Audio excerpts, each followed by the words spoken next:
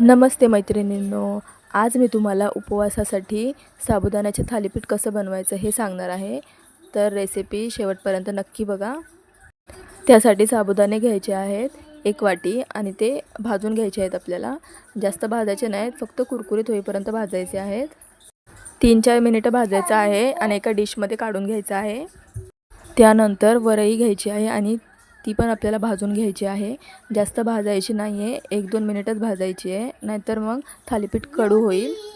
वरई भाजून झालेले आहे.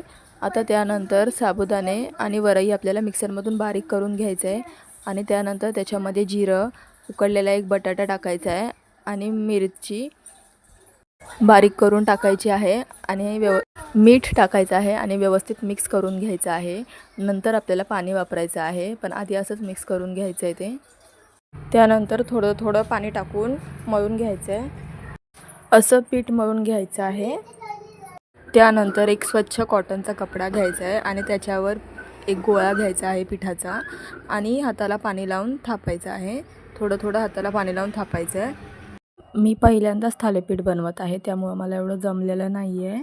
थोडे जाड झालेत आणि छोटे झालेत, पण चवीला खूप छान झालेत. दोन्ही बाजू छान भाजून घ्यायच्या, दोन्हीकडून तेल लावायचं आहे. खूप मस्त लागतात थालीपीठ. एकदा नक्की ट्राय करून बघा तुम्ही आणि मला कमेंट करून नक्की सांगा. दहीसोबत हे थालीपीठ खूप छान लागेल खायला. माझ्या चॅनलला सबस्क्राईब करा. Thank you for watching.